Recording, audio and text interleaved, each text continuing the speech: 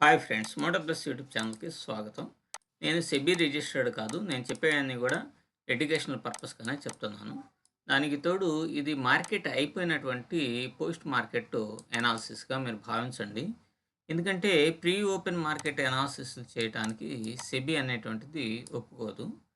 So నేను ఎక్కువగా post మార్కెటే చేస్తున్నాను. అయిపోయినటువంటి చార్ట్లను ఎనాలిసిస్ చేయటం అనేది నాకు పెద్ద ఇంట్రెస్ట్ అనేది ఉండదు. కానీ ఎడ్యుకేషనల్‌గా ఏదైనా సరే ఏదన్నా ఒక పాయింట్ మీకు ఉపయోగపడుతదేమో, కన్సిస్టెన్సీగా ఉంటే మీరు చూస్తా ఉంటే ఉపయోగపడుతుందేమో అనే ఉద్దేశంతోనే నేను ఈ వీడియో చేస్తున్నానని మీరు గమనించండి.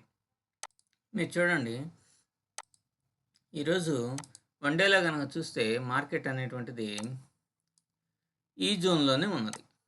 సో సహజంగా ఒక పెద్ద మూవ్‌మెంట్ రావాలి అనంటే ఈ లెవెల్‌ని కొంత క్రాస్ అనేటువంటిది జరగాలి. ఈ లెవెల్ అన్నా క్రాస్ చేయాలా?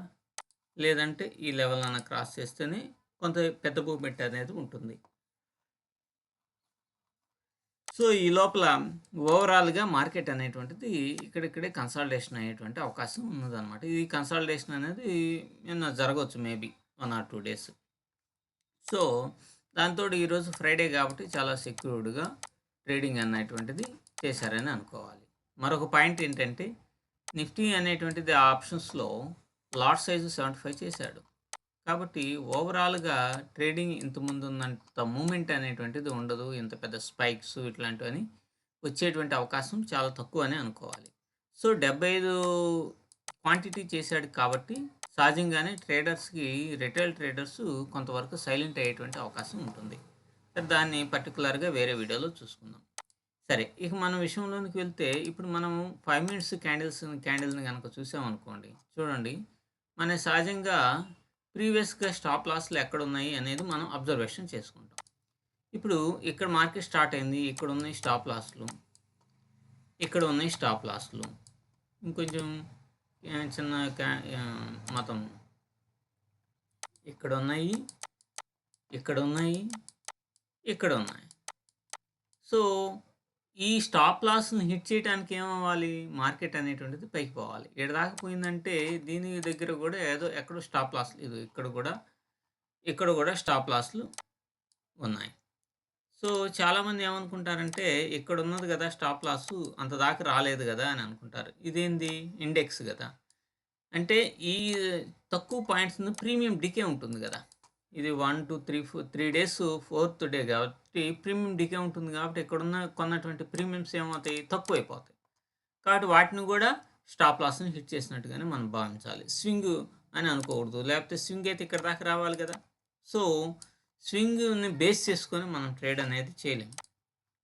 కాబట్టి ఇక్కడ స్టాప్ లాస్‌లని, ఇక్కడ స్టాప్ లాస్‌లని, ఇక్కడ స్టాప్ లాస్‌లని, ఇక్కడ స్టాప్ లాస్‌లని హిట్ చేయడానికి మార్కెట్ అనేటువంటిది అప్ సైడ్ వెళ్ళింది. ఇక్కడ ఉన్నాయి స్టాప్ లాస్‌లు. ఇవి ఏ స్టాప్ లాస్‌లు? ఎర్లీగా ఉన్నటువంటి స్టాప్ లాస్‌లు. ఎప్పుడైనా సరే మార్కెట్ అనేటువంటిది ఓల్డ్ స్టాప్ లాస్‌లని హిట్ చేయడానికి ప్రయత్నం చేస్తది. సో ఇక్కడ జరిగింది అదే. అందుకనే మార్కెట్ అనేటువంటిది పైదాకా వెళ్ళింది. సో మీరు అనుకోవచ్చు ఇక్కడ దాకా వెళ్ళింది. ఫర్ ఎగ్జాంపుల్ మీకు ఒక మ్యాజిక్ అనేటువంటిది చూపిస్తాను చూడండి. ఇక్కడ దాకా వెళ్ళింది మార్కెట్. ఇక్కడ ఇయన్నీ హిట్ చేసినప్పుడు ఈ స్వింగ్ దాకా వెళ్ళాలి కదా! చాలామంది అనుకుంటారు ఈ స్వింగ్ దాకా వెళ్ళాలి కదా! వెళ్ళలేదు. ఎందుకంటే ఇక్కడున్న స్టాప్ లాస్‌లని రిటర్న్ చేసేసుకున్న తర్వాత ఏమైనా సరే ఒక బేరిష్ క్యాండిల్స్ అనేటువంటివి పడతా ఉంటే అక్కడ మనం ఎంట్రీ అనేటువంటిది తీసుకోవచ్చు. ఇక్కడ చూడండి, మార్కెట్‌లో ప్రైస్ అనేటువంటిది సర్ప్లస్ అయింది. ఇక్కడ కూడా సర్ప్లస్ అయింది కాబట్టి, అంటే సప్రెస్ చేస్తుంది కాబట్టి కిందకి రావడానికి పాసిబిలిటీ ఉంటుందేమో అనేది. ఎందుకంటే ఇక్కడ రెసిస్టెన్స్ ఉంది కదా!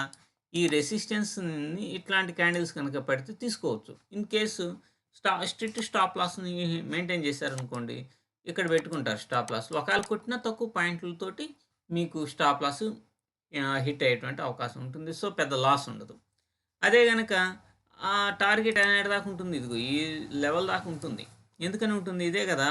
ఇక్కడి నుంచే కదా మూవ్‌మెంట్ స్వింగ్ అనేది ఆ రోజుకి ఆ రోజే ఫార్మ్ అయింది కాబట్టి ఆ లెవెల్ దాకే వస్తది. అదే 3 ఆర్ 4 డేస్ క్రితం అనుకోండి, ఇక్కడ దాకా రావాల్సిన అవసరం లేదు. ఇక్కడ దాకా వచ్చేస్తేనే స్టాప్ లాస్‌లు హిట్ అయిపోతాయి. సో ఈ బేసిక్‌తో మనం ట్రేడింగ్ అనేటువంటిది చేసుకోవాలి. అలా చేస్తేనే మనం స్టాక్ మార్కెట్‌లో సక్సెస్ అనేటువంటిది చూడగలుగుతాం. Thank you.